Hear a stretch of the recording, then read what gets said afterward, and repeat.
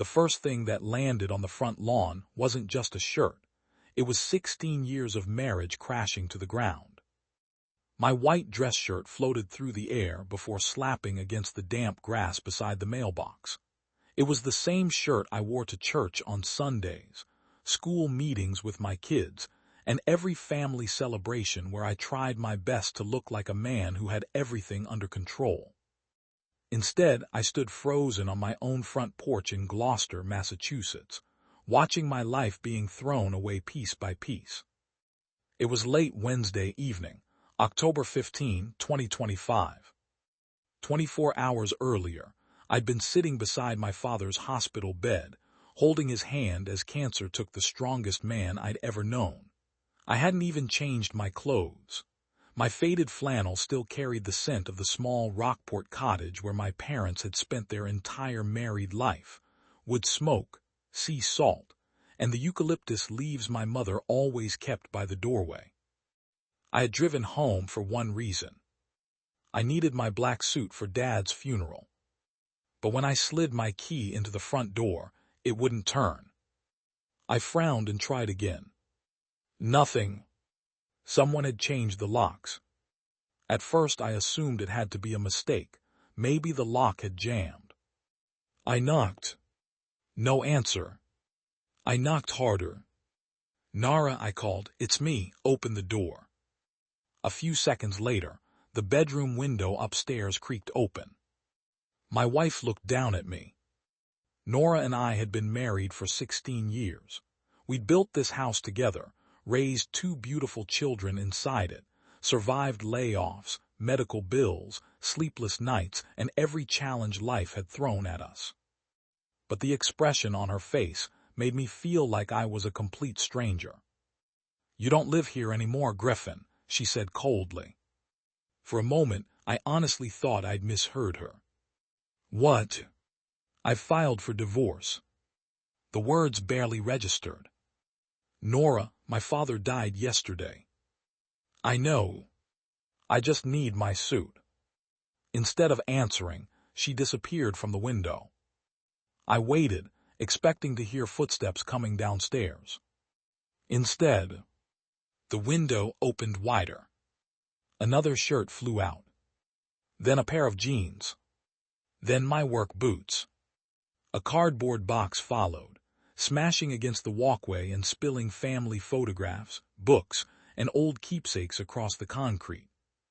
My leather jacket, the birthday gift my father had proudly handed me years earlier, hit a muddy puddle with a dull splash.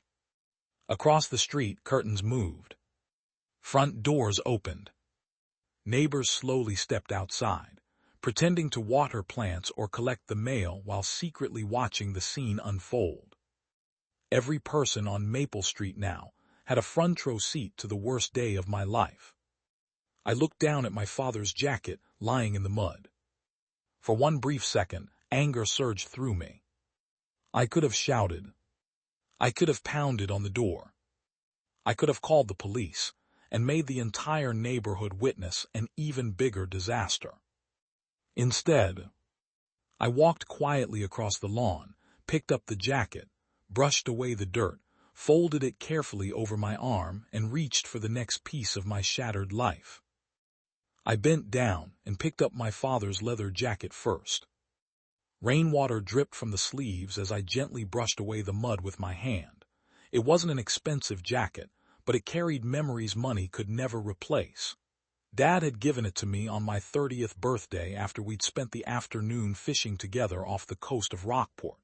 He'd smiled, patted me on the shoulder, and said, "A good jacket should last longer than trends, and so should a good man's character." Those words echoed in my mind as I carefully folded it and placed it in the bed of my pickup. Another shirt landed beside me. Then a pair of sweaters. A shoebox burst open, scattering old photographs across the driveway. One picture showed my father and me standing beside his weathered fishing boat after catching the biggest striped bass of my teenage years. Another was of Nora and me on our wedding day, smiling like we believed nothing could ever separate us. I stared at it for only a second before placing it back inside the damaged box. Across the street, Mrs. Callahan stepped off her porch. She had lived on Maple Street longer than anyone else, and somehow knew every piece of neighborhood news before the rest of us. Today, though, she wasn't wearing her usual curious expression. She looked heartbroken. "Griffin," she called softly, "honey, are you all right?" I wanted to answer. I wanted to tell her my father had died yesterday, that I'd come home only to grab a suit for his funeral, that my wife had changed the locks, filed for divorce, and was throwing 16 years of my life into the yard while half the neighborhood watched. But the words refused to come. It felt as though grief had wrapped itself around my throat. So I simply nodded. "I'm okay," I lied. She looked like she wanted to walk over and hug me, but she respected the silence. Sometimes kindness meant knowing when not to speak. One by one, I gathered everything from the wet grass. My work boots, my toolbox, family albums, books I'd collected over 20 years. Even the cracked coffee mug my daughter had painted for Father's Day when she was 7. Every item carried a memory. Every memory felt heavier than the last. Upstairs, the bedroom window slammed shut. A second later, the lights inside the room went dark. Just like that. As if someone had closed the final chapter of our marriage. I climbed into my truck without looking back. The engine started with its familiar rumble, but I didn't turn on the radio. The silence suited the moment. The road from Gloucester to my parents' cottage in Rockport was only a short drive, yet it felt endless that night. Streetlights blurred through the windshield as my mind replayed the past 24 hours again and again. Dad was gone. My marriage was over. And somehow, I hadn't even had time to grieve either one. When I finally pulled into the gravel driveway, the porch light was still glowing. My mother had been waiting. She opened the front door before I could knock, her tired eyes immediately dropping to the pile of wrinkled clothes in my arms. She didn't ask what had happened. She already knew something was terribly wrong. Instead, she stepped aside and quietly said, "Come inside, son, you're home now." The warmth inside my parents' cottage felt completely different from the cold waiting outside.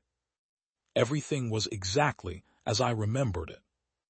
The old wooden clock ticked steadily above the fireplace. A kettle hummed softly in the kitchen. My father's reading glasses still rested on the end table beside his favorite chair, exactly where he'd left them before his final trip to the hospital.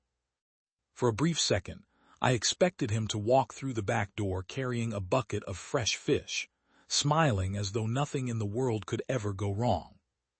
Instead, only silence answered. My mother looked at the bundle of clothes in my arms before quietly taking them from me. "You don't have to explain tonight," she said gently. Those simple words nearly broke me. She folded each shirt without asking why they were damp or wrinkled. She didn't question the muddy boots or the broken box of photographs. Somehow, mothers always knew when explanations could wait. "I only went home for my suit," I finally whispered. She paused. "The black one." I nodded. The locks were changed. She didn't gasp. She didn't ask who had changed them. She simply closed her eyes for a moment, taking a slow breath as though she were adding one more unbearable weight to an already broken heart. Without saying another word, she walked down the hallway and opened the old cedar closet. A few moments later, she returned carrying one of my father's navy blue suits. "He kept this pressed for church," she said, brushing an invisible speck of dust from the sleeve. "It should fit you." I stared at it. It wasn't just a suit. It was another reminder that even after he was gone, Dad was somehow still taking care of me. That realization hit harder than anything Nora had done. "I don't deserve this," I murmured. My mother placed a hand on my cheek. Your father would disagree. Tears finally escaped. Not loud sobs. Just quiet tears that had been waiting for permission to fall. She hugged me the way she had when I was a little boy after scraping my knees on the docks. No speeches. No advice. Just unconditional love. The next morning, the church parking lot filled long before the funeral began. People kept arriving. Commercial fishermen in freshly pressed flannel shirts. Mechanics who had worked alongside Dad for decades. Store owners. Retired Coast Guard officers. Teachers. Neighbors. Even men who had moved away years earlier had returned just to say goodbye. I had always known my father was respected. I never realized how many lives he had quietly touched. As I stood near the entrance greeting people, I noticed a familiar SUV pull into the parking lot. Nora. For a split second, I thought she'd come to pay her respects. Instead, she stopped only long enough for our daughter, Iris, and our 11-year-old son, Rowan, to climb out. Neither child smiled. Both looked confused. Nora never left the driver's seat. The moment the kids closed the doors, her SUV pulled away and disappeared down the street without a single glance back. Rowan watched the vehicle until it vanished around the corner. Then he slipped his small hand into mine. "Dad," he whispered, "is Mom coming back?" I looked toward the empty road where the SUV had disappeared. "I don't know, buddy." It was the hardest answer I'd ever had to give. Holding both of my children's hands, I took a slow breath and led them toward the church doors, determined to give my father the farewell he deserved, even if my own world was falling apart around me. The church had never felt so full. Every pew was occupied. People stood along the walls, filling every empty corner of the old stone building. The scent of fresh flowers mixed with the salty air drifting in from the harbor whenever the doors opened. My father had always insisted he was just an ordinary fisherman. Looking around that morning, I realized he'd been wrong. Extraordinary people rarely know the impact they've had on others. As I stepped toward the pulpit, my father's navy blue suit felt slightly loose around my shoulders, but somehow it gave me strength. It was as if he was still standing beside me, reminding me to take one breath at a time. I unfolded the speech I'd written the night before. "My father believed that the ocean never rewarded shortcuts," I began. "He used to tell me that the sea didn't care how tired you were or how quickly you wanted to get home. If you respected it, it would feed your family. If you ignored it, it would humble you." A few people smiled through their tears. I looked across the room and saw faces from every chapter of my father's life. Old fishing partners. Customers whose engines he'd repaired for little or no charge. Neighbors he'd quietly helped after storms without ever asking for anything in return. He taught me that a man's wealth isn't measured by what sits in his bank account, I continued. It's measured by the number of people who would show up when he's gone. My voice cracked. For a moment, I couldn't continue. The church remained completely silent. Then I folded my notes. "I don't need this paper," I said quietly. The last thing my father ever told me was simple.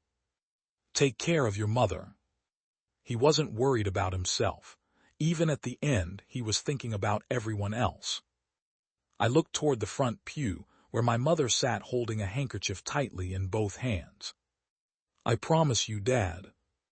"I'll keep that promise." When I stepped away from the podium, something unexpected happened. An elderly captain, sitting near the front, slowly rose to his feet. He began clapping. Another person stood. Then another. Within seconds, the entire church was standing, applauding the life of a man who had never asked for recognition. The sound echoed through the building. Not for money. Not for success. For character.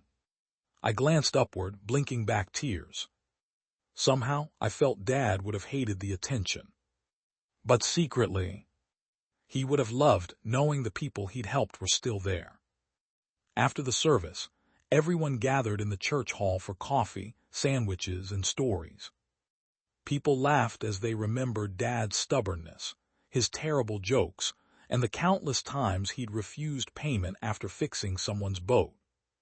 For the first time since his death, I almost smiled. Then a man in a charcoal gray suit approached me. He looked to be in his early 60s, carrying himself with the quiet confidence of someone used to handling important matters. "Griffin Ashford?" he asked. "Yes. My name is Wallace Kettering." He extended his hand. "I was your father's attorney and one of his closest friends." I frowned. My father had an attorney. Wallace gave a small, knowing smile. "He did. And before he passed away, he left very specific instructions." He reached into his briefcase and handed me a simple business card. "I'd like you to visit my office Monday morning. There are some things your father wanted you to know." I stared at the card, confused. Dad had spent his entire life fixing fishing boats and living modestly.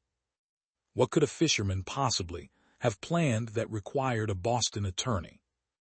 At that moment, I had no idea that the biggest surprise of my life was only a few days away. Monday morning arrived with gray skies hanging over Boston. I barely slept the night before. Between preparing for the funeral, trying to comfort my children, and wondering why my father had quietly hired an attorney, my mind refused to slow down. At exactly 9 o'clock, I stepped into Kettering and Associates. The office overlooked the city's financial district. Dark oak walls, shelves lined with leather-bound law books, and framed paintings of historic sailing ships decorated every corner. It was the kind of place where generations of wealthy families probably planned their futures. It felt completely out of place for a fisherman from Rockport. Wallace Kettering greeted me personally. "I'm glad you came," he said warmly. He led me into a private conference room and poured 2 cups of coffee before opening a thick leather folder. For a few moments, neither of us spoke. Finally, Wallace looked directly at me. "Your father first became my client over 30 years ago." I blinked. "My dad?" "Yes. I thought he only came to Boston for hospital appointments." Wallace smiled. "He preferred people to underestimate him." That sounded exactly like my father. "He wasn't interested in impressing anyone," I replied. "No," Wallace agreed. "He was interested in planning." He slid an old property map across the table. "This land was purchased by your father in 1987. I studied the faded document. The address looked familiar. Then it clicked. The abandoned waterfront lot near Wheeler's Point. The very one." I frowned. "That place has been empty my entire life." "It hasn't been worthless." Wallace folded his hands. "When your father bought those 3 acres, nearly everyone believed he'd made a terrible investment. The property had environmental issues, no proper road access, and almost no commercial value. So why buy it? Because your father could see 20 years ahead." He opened another folder containing recent photographs. The old industrial shoreline had transformed into one of the most desirable waterfront areas on the North Shore. Luxury marinas, restaurants, boutique hotels, new housing developments. Everything around that forgotten piece of land had changed. Except my father's property. Wallace quietly pushed a document toward me. "This is the latest appraisal." My eyes scanned the page, then stopped. Estimated market value, $4,700,000. I looked at him, convinced there had to be a mistake. 4 million. Closer to 5. I leaned back in my chair, completely speechless. The man who drove a 20-year-old pickup truck, who patched his own boots instead of buying new ones, who refused to waste money on things he didn't need, had quietly owned one of the most valuable waterfront properties in the state. My entire childhood flashed before me.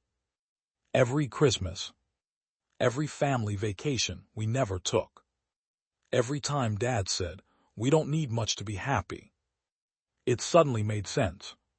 He hadn't been poor. He had simply chosen a different kind of wealth. Before I could process everything, Wallace reached into the folder again. "I'm afraid that's only part of what your father wanted you to know." He placed another envelope on the table. "This next conversation," he said carefully, "is about your future, and why your father spent years making sure no one could ever take it away." A chill ran down my spine. Somehow, I knew this meeting was about to change everything. I stared at the envelope resting on the conference table. For some reason, I wasn't in a hurry to open it. After discovering that my quiet, humble father had secretly built an estate worth millions, I wasn't sure I could handle another surprise. Wallace leaned forward and folded his hands. "Before you read what's inside," he said, "there's something you need to understand." I looked up. "Your father didn't just leave you property. He left you protection." I frowned. "What do you mean?" Wallace opened another folder. "Several years ago, your father asked me to create a legal structure that would keep his entire estate separate from any future marital disputes." The words didn't immediately register. Separate. Yes. The land, the investment accounts, and every major asset were placed into a protected trust. Under state law, they remain your personal inheritance. No spouse can claim ownership during a divorce. I sat there in silence. "He planned all of this." Wallace nodded. "Very carefully. My father never mentioned any concerns. He wouldn't. That wasn't the kind of man he was." Wallace paused before continuing. "He respected your marriage. But he also paid attention." A strange feeling settled in my stomach. "What are you saying?" "He noticed changes." I thought back over the last year. Nora had become distant. She spent longer hours at work. Her phone was always face down. Business trips became more frequent. Late-night text messages were suddenly normal. At the time, I'd blamed everything on the stress of Dad's illness. I never questioned her. Wallace slowly slid the envelope across the table. 3 months before he passed away, your father hired a private investigator. I blinked. My father did what? He noticed things that didn't feel right. He wanted facts before making assumptions. That sounded exactly like Dad. He had always believed that decisions should be based on evidence, not emotion. With slightly trembling hands, I opened the envelope. Inside was a professionally prepared investigation file. Photographs, hotel receipts, restaurant reservations, parking garage surveillance images. Page after page. My heartbeat slowed, then almost stopped. The first photograph showed Nora walking beside a man I had never seen before. They were laughing. Another picture showed them sharing dinner on a restaurant patio. Another, his hand rested comfortably on the small of her back. Another, they entered a luxury hotel together. Every page carried a different date. The evidence stretched across nearly 5 months. 5 months. While I was driving my father to chemotherapy appointments. While I was sleeping in hospital waiting rooms. While I believed my wife was supporting our family. She had been living another life. I quietly closed the folder. I didn't yell. I didn't slam my fist on the table. The pain was too deep for anger. Finally, I looked at Wallace. Who is he? Wallace checked the report. His name is Dominic Pratt, a commercial real estate developer based in Boston. Divorced twice. He has a reputation for pursuing married women, especially those going through difficult periods in life. I looked down at the photographs one last time. Everything suddenly made sense. The coldness, the distance, the changed locks, the divorce papers. It hadn't happened overnight. It had been planned. Wallace broke the silence. Griffin, what would you like to do next?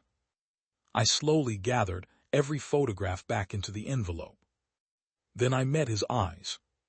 For now, I want the truth to speak louder than my anger. Wallace gave a quiet nod. I believe your father would have said exactly the same thing. I left Wallace's office carrying far more than a folder of legal documents. I carried the truth. For the first time in months, every strange moment, every unanswered question, and every uneasy feeling finally fit together. My father's instincts had been right. He hadn't acted out of suspicion. He had acted out of love. Even while battling cancer, he had been thinking about protecting me and my children. Before I reached the elevator, Wallace caught up with me. Griffin, he said, there's one more decision to make. I turned toward him. What kind of decision? How you want to move forward? I looked down at the envelope containing the investigator's report. I don't want revenge driven by anger. Wallace nodded. And what do you want? I want the truth documented. I want everything handled legally. And I want my children protected from whatever comes next. A faint smile crossed his face. That's exactly what your father hoped you'd say. Over the next 2 days, Wallace prepared a formal legal notice. It wasn't filled with insults or threats. Every sentence was factual. Every claim was backed by evidence. Every word had a purpose. The letter informed Nora that I had retained legal representation regarding the divorce. It explained that my late father's estate had been placed in a protected trust years before his death, making the inheritance legally separate from the marriage. It also stated that documented evidence existed concerning her relationship with another man, and that those records could be presented if custody became part of the legal proceedings. Nothing more. Nothing less. The truth needed no exaggeration. 3 days later, the certified envelope arrived at our house. I wasn't there. Later that evening, my daughter Iris called me. Her voice sounded nervous. Dad. What's wrong, sweetheart? It's Mom. My heart skipped. Is everyone okay? Yeah, but something happened. She took a deep breath before continuing. When Mom got home from work, she opened a letter from a lawyer. I remained silent. She read the first page standing in the kitchen. Then she sat down. By the time she finished reading, she wasn't talking anymore. I closed my eyes. What happened after that? I've never seen her like that. She just stared at the papers. It was like she couldn't believe what she was reading. I imagined the moment. The protected trust. The inheritance she could never touch. The investigation. The evidence. Every plan she had carefully built had collapsed in a matter of minutes. Dad. Iris spoke again, more quietly this time. I accidentally saw one of the pages. My chest tightened. What did you see? She hesitated. It said Grandpa left you millions. I let out a slow breath. It's complicated. Not really, she replied. It sounds like Grandpa was protecting you. For a moment, I couldn't answer. She was only 15. Yet somehow, she understood exactly what my father had been trying to do. Then she asked the question I had been expecting. Are you and Mom really getting divorced? I leaned back in my chair. Whatever happens between your mother and me, I need you to remember one thing. You and Rowan are the most important people in my life. That will never change. I know, she whispered. Before hanging up, she said something I'll never forget. I think Grandpa knew this was coming. After the call ended, I sat alone in my mother's kitchen, staring out the window toward the harbor. For the second time in my life, my father had saved me. The first time, he taught me how to become a man. The second time, he did it without saying a single word. Within 2 days of receiving the legal notice, Nora called me more times than she had in the previous 3 months combined. The first few calls were filled with anger. Griffin, how could you have someone follow me? She shouted in one voicemail. This is an invasion of my privacy. I'll fight every accusation in court. I listened without responding. The next few messages sounded different. The confidence was gone. Please, we need to talk, she pleaded. Things aren't what they look like. Just give me one chance to explain. By the 10th voicemail, all I could hear was crying between broken sentences. I made a terrible mistake. Please don't shut me out. I sat quietly at my mother's kitchen table and listened to every message. Not because I wanted reconciliation, but because 16 years of marriage deserved at least one final moment of honesty. Still, I never called back. From that point forward, every conversation went through Wallace. A few days later, Nora drove to my mother's cottage in Rockport. I happened to be upstairs, helping Rowan finish his homework, when I noticed her car pull into the driveway. She walked slowly to the front porch and knocked. My mother answered. For several long seconds, neither woman spoke. Finally, my mother broke the silence. You should have been at Edmund's funeral. Nora lowered her eyes. I know. I came to apologize. My mother looked at her with quiet sadness, not anger. The kind of sadness that comes from watching someone destroy something precious with their own choices. There are some apologies that arrive too late, my mother said softly. Then she gently closed the door. Not with bitterness. Not with revenge. Simply with acceptance. From the upstairs window, I watched Nora remain on the porch for several minutes.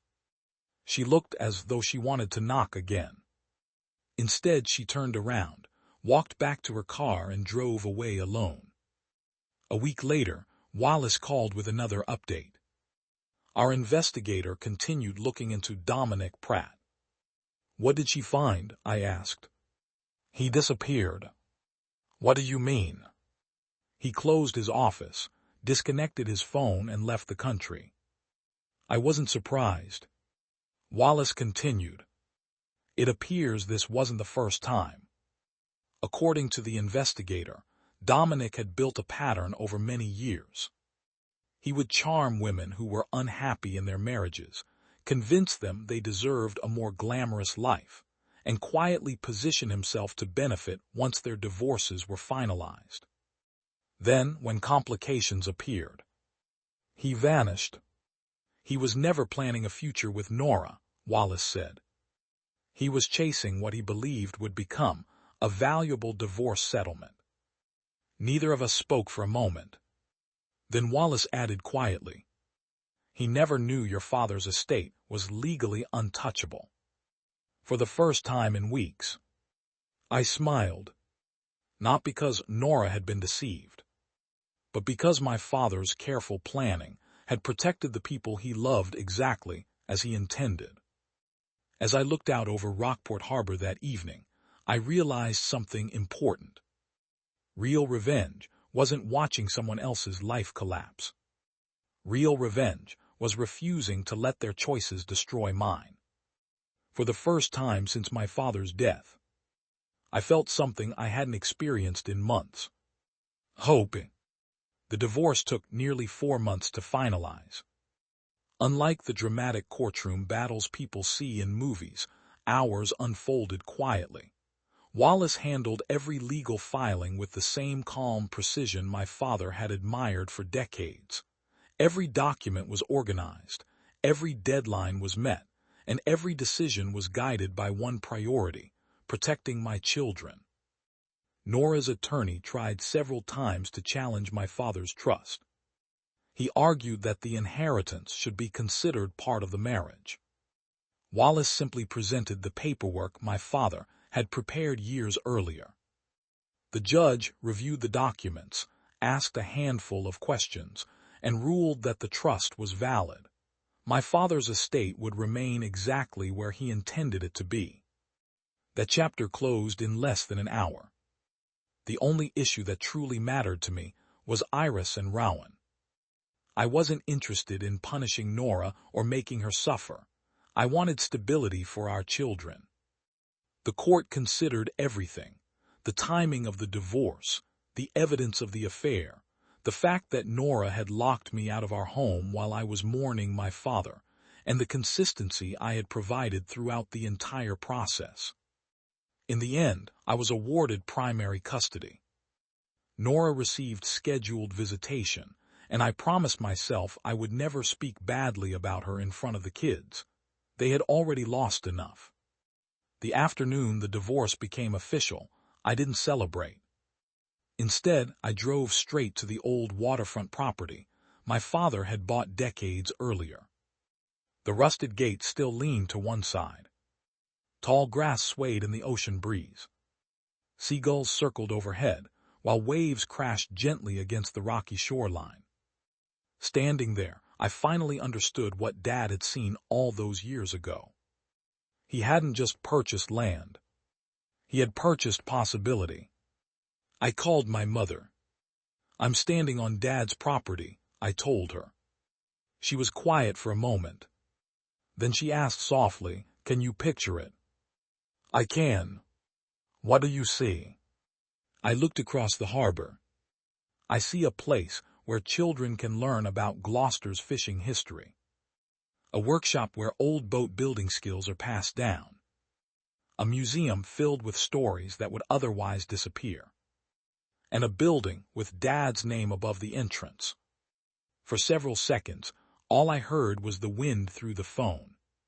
Finally, my mother whispered, "He would be so proud of you." Over the following months, that empty lot slowly transformed. Every weekend, Lawson drove down from Portland with his welding equipment and endless determination. "You draw it," he laughed one Saturday morning. "I'll build it." We spent hours clearing brush, measuring foundations, and arguing over blueprints before laughing like we had as kids. On Sundays, Mom arrived carrying homemade sandwiches and a thermos of hot coffee. She'd sit in a folding chair near the shoreline, quietly watching us work. Sometimes I caught her smiling toward the water. I liked to believe she was imagining Dad standing beside us. For the first time in a long while, my life wasn't focused on what I'd lost. It was focused on what I was building. And somehow, that felt like the greatest victory of all. A year passed faster than I ever imagined. The seasons changed, but for the first time in a long while, the changes in my life weren't filled with pain. The empty waterfront lot had become a construction site full of purpose. Steel beams stretched toward the sky. Fresh lumber replaced the overgrown weeds. The sound of hammers echoed across the harbor where my father had spent most of his life. Every weekend, volunteers stopped by to help. Retired fishermen donated old nets, anchors, and navigation tools. Local shipbuilders offered equipment. Even teenagers from the high school came to paint walls and clean the grounds, excited to be part of something bigger than themselves. Dad's dream was no longer just a dream. It had become a community project. One Saturday morning,